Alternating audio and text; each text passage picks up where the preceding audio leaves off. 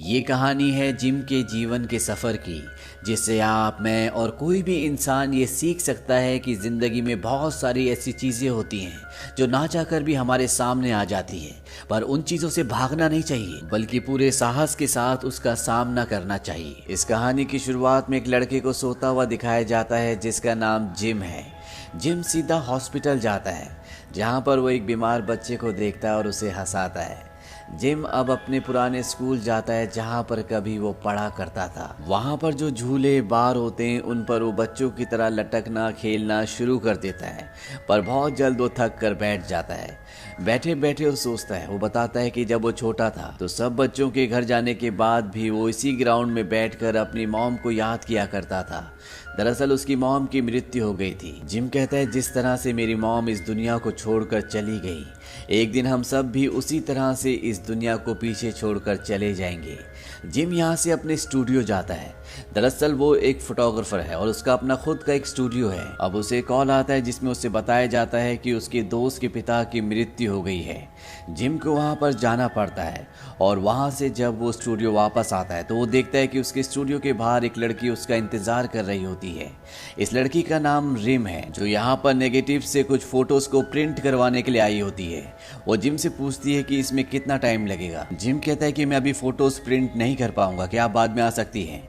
Rim कहती है कि ये बहुत अर्जेंट है और वो उसके स्टूडियो के अंदर आ जाती है। वो जिम के काउंटर पर अपने फोटोज के नेगेटिव्स को रखती है और कहती है कि ये सब मेरे लिए बहुत अर्जेंट है, और ये कहकर वो बाहर चली जाती है। जिम फोटोज के नेगेटिव्स को देखता है और वो देखता है कि बाहर वो लड़की पेड़ के नीचे खड़ी होती है।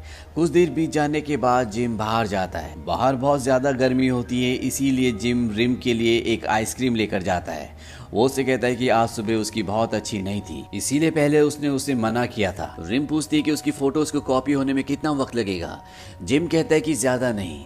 अगली सुबह जिम जब अपनी स्कूटी में पेट्रोल भरवा रहा होता है तो तभी वो सामने खड़ी गाड़ी में रिम को देखता है। वो रिम को हाई करता है और अपने स्टूडियो आ जाता है। स्टूडियो में उसके पास कुछ बच्चे आते हैं जिनके पास उनके स्कूल का ग्रुप फोटो होता है, और इस ग्रुप में जिन लड़कियों को ये पसंद करते हैं, ये बच्चे यहाँ पर उन लड़कियों की फोटो को सेपरेट और बड़ा करवाने के लिए आए होते हैं। हालांकि जिन लड़कियों को ये बच्चे पसंद करते हैं, जिनकी फोटोज ये बड़ी करवाने के लिए आए हैं, उन लड़कियों से इन्होंने कभी बात भी नहीं की, लेकिन फिर भी इन लड़कियों के लिए इनकी आपस में हाथापाई होना शुरू हो जाती है।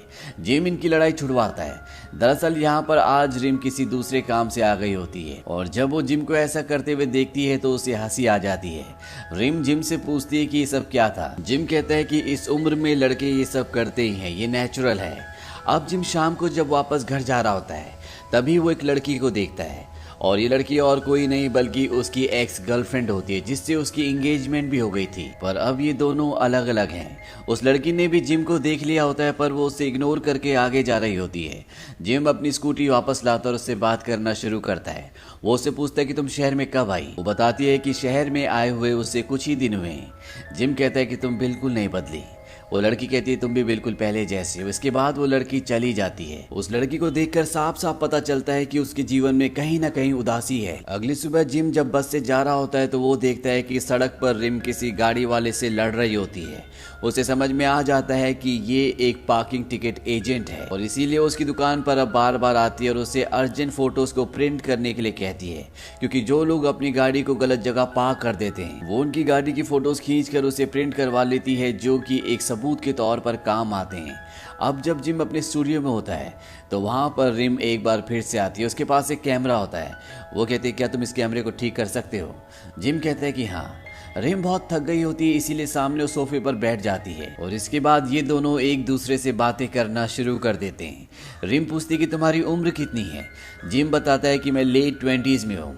रिम कहती है यानी कि तुम ऑलमोस्ट 30 की हो, तुमने शादी क्यों नहीं की। जिम कहता है कि मेरे 2 बच्चे। रिम कहती है ऐसा नहीं हो सकता, तुम्हारे कपड़ों से पता चलता है कि तुम अनमैरिड हो। इस बात पर जिम को बहुत हंसी आती है। न जाने क्यों जिम जब भी रिम के साथ होता है, उससे बातें करता है तो उसे खुशी का एहसास होता है। धीरे धीरे इन दोनों के बीच में एक अलग तरह का बॉन्ड बन रहा होता है।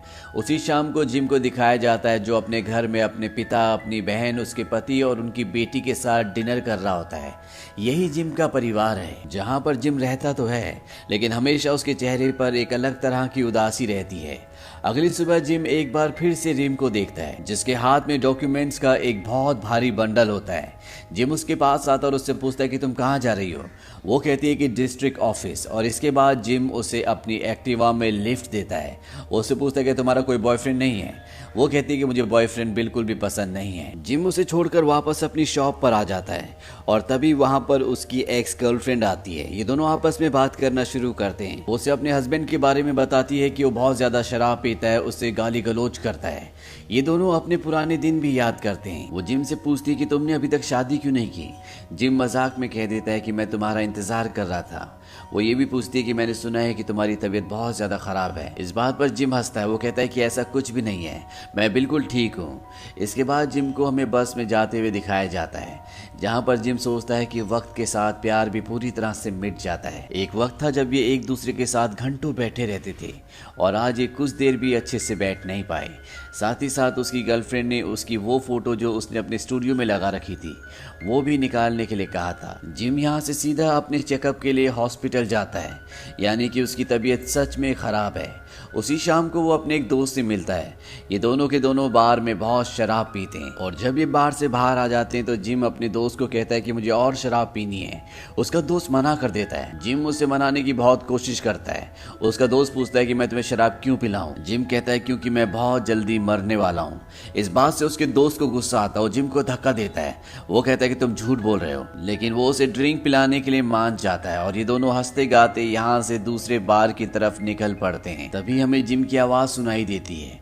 वो कहता है कि मैंने फाइनली सच्चाई का मजाक उड़ाना सीख लिया है, लेकिन मुझे नहीं पता कि मेरे दोस्त के साथ ड्रिंक करने के लिए मेरे पास कितने दिन बचे हैं। इसके अगले पल ही हमें दिखाया जाता है कि जिम और उसका दोस्त पुलिस स्टेशन में है। इन्होंने बहुत ज़्यादा ड्रिंक कर ली होती है, इसीलिए इन्हें पुलिस स्टेशन में लाया गया होता है। यहाँ पर जिम अपना आपा खो देता है। वो ज़ोर ज़ोर से चिल्लाना शुरू कर देता है। कहीं ना कहीं उसने अपने अंदर जो बहुत सारी फीलिंग्स दबा ली हैं, जिन्हें वो किसी के साथ भी शेयर नहीं कर पा रहा होता, वो उन्हें इस तरह से यहाँ पर सबके सामने बाहर निकालता है। वो ज़ोर ज़ोर से चिल्लाता है, चीखता है। उसका दोस्त उसे यहाँ पर शांत कर देता है और अगली सुबह जब उसका दोस्त उससे कॉल करके पूछता है तो वो कहता है कि मुझे रात के बारे में कुछ भी याद नहीं है। वहीं दूसरी तरफ दिखाया जाता है कि जिम और रिम की दोस्ती धीरे धीरे बढ़ रही है। वो बार बार उसके स्टूडियो में आती है, साथ में कॉफ़ी पीते हैं और अब जिम रिम की कई फोटोज भी खींचता है। रिम के जाने के बाद यहाँ स्टूडियो में एक फैमिली आती है जो कि अपनी पूरी फैमिली का फोटो खिंचवाते हैं। यहाँ पर इनके साथ जो सबसे ओल्ड लेडी होती है वो उसे उसका अकेले फोटो खिंचवाने के लिए भी कहते हैं ताकि जब उसकी डेथ हो जाए तो उसका सिंगल फोटो वो दीवार पर लगा सके। यानी कि ये फोटो उस ओल्ड लेडी के मरने के बाद हार चढ़ाने के लिए लिया जा रहा है। उसी शाम को जिम जब अपने स्टूडियो में बैठकर बाहर होती हुई बारिश को देख रहा होता है, तभी वही ओल्ड लेडी जिसका दिन में अकेले फोटो खींचा गया था वो जिम के स्टूडियो में आती है और वो जिम से कहती है कि दिन में जो तुमने फोटो लिया था वो इतना अच्छा नहीं था। मैं चाहती हूँ कि मरने के बाद जो मेरा फोटो लगे वो बहुत ही अच्छा हो। क्या तुम मेरा फोटो दोबारा ले सकते हो? जिम कहता है कि हाँ, मैं तुम्हारा फोटो जरूर लूंगा। वो बूढ़ी औरत कहती है कि मेरे पास पैसे नहीं है। जिम कहता है मैं इसके लिए कोई पैसे चार्ज नहीं करूंगा और वो उनका बहुत खूबसूरत फोटो खींचता है। जिम अगले दिन अपने उन दोस्तों से मिलता है जो बचपन में उसके साथ पढ़ा करते थे। ये सब के सब बहुत अच्छा टाइम स्पेंड करते हैं। हालांकि जिम जानता है कि उसकी जिंदगी का बहुत जल्द अंत होने वाला है, लेकिन उसके पास जितनी भी जिंदगी है वो उसे जीना चाहता है। इसीलिए वो अपने आप को दुख और शोक में भरकर एक कमरे में बंद नहीं करना चाहता, बल्कि हर वो काम करना चाहता है जो उसे खुशी दे। वो अपने पिता को रिमोट से टीवी कंट्रोल करना भी सिखाता है, जो कि उसके पिता को नहीं आता।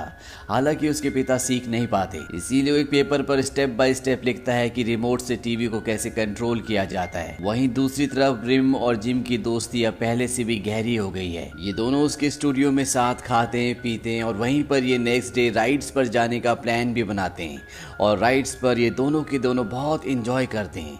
इसके बाद ये जिम के स्कूल जाते हैं जहाँ पर रिम और जिम दोनों रनिंग करते हैं। इन दोनों की दोस्ती अब कहीं ना कहीं धीरे धीरे प्यार में बदल रही है जब रात को ये दोनों घर वापस जा रहे होते हैं तो जिम रिम को अपने उस वक्त का किस्सा सुनाता है जब वो मिलिट्री में था।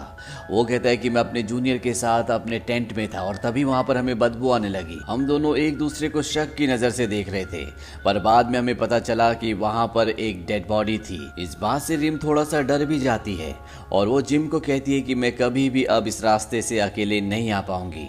वो चलते चलते जिम का हाथ भी पकड़ लेती है। अगली सुबह जिम को अपने स्टूडियो में दिखाया जाता है जहां पर वो उस मशीन की जिस मशीन से वो फोटोज के प्रिंट निकालता है उसके कुछ फोटोज क्लिक करता है और साथ ही साथ नोट्स भी बनाता है कि इस मशीन को कैसे ऑपरेट करना है। दरअसल ये सब वो अपने डैड के लिए कर रहा होता है।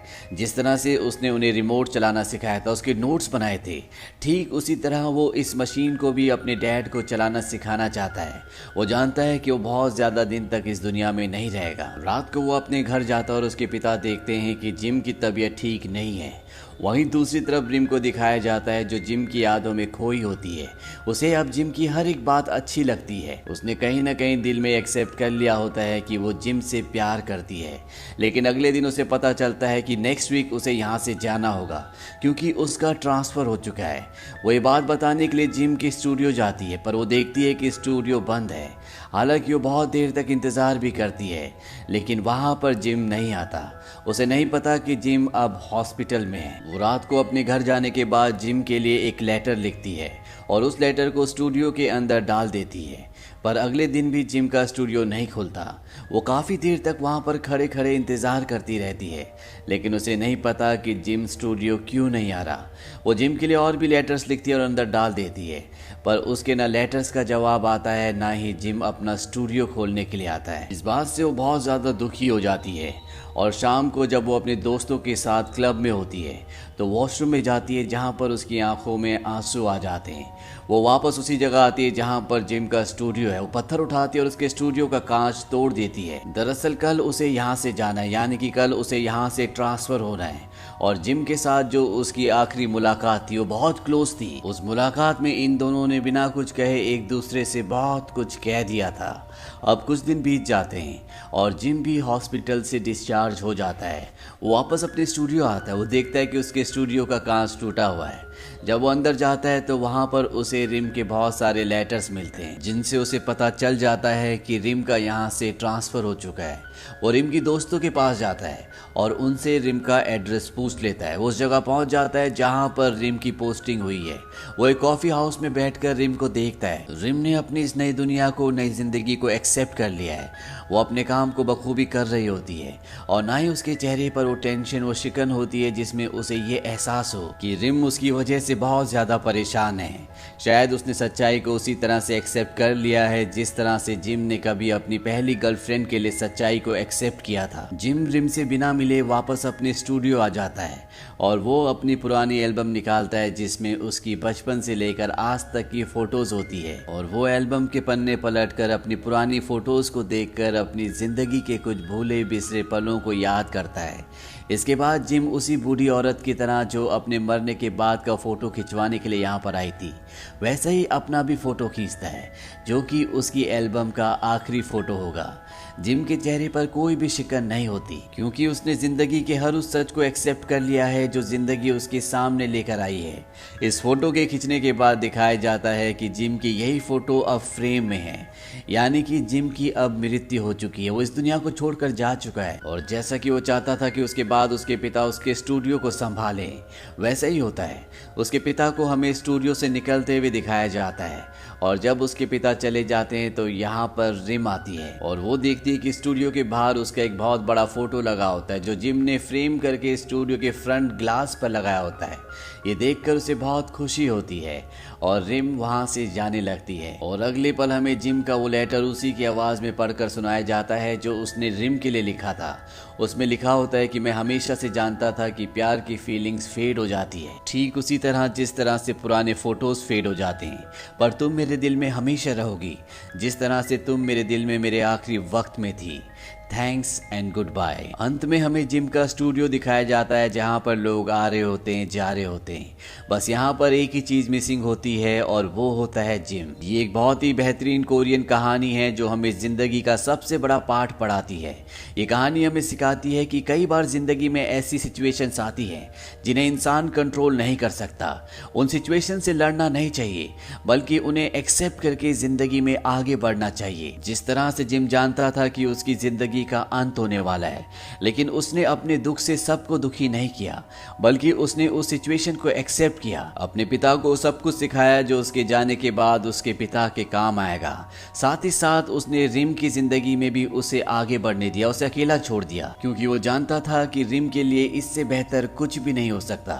उसे जब उसकी बीमारी के बारे में पता चला तो उसके पास दो ऑप्शंस थे, या तो पूरी तरह से वो गम में डूब जाता या फिर आखिरी दम तक अपनी जिंदगी को उसी तरह जीता जैसे हर एक आम इंसान जीता है। और उसने दूसरे ऑप्शन को एक्सेप्ट किया क्योंकि उसने कहीं ना कहीं ये एक्सेप्ट कर लिया था कि इस दुनिया में हर एक इंसान एक मुसाफिर है। किसी को आज नहीं तो किसी को कल इस दुनिया से जाना ही है और एक दिन इस दुनिया को छोड़कर हर कोई चला जाएगा। इस फिल्म की, इस कहानी की सबसे बड़ी खूबी ये है कि इस फिल्म में कहीं भी मेलोड्रामा नहीं दिखाया गया बल्कि सच्चाई को, हकीकत को उसी तरह दर्शाया गया जैसा कि जिंदगी में होता है। तो ये थी पूरी कहानी फिल्म क्रिसमस इन अगस्त की। ये मूवी ईयर 1998 में रिलीज हुई थी। IMDb पर इसकी रेटिंग है 7.6। उम्मीद करते हैं कि ये कहानी आपको पसंद आई होगी।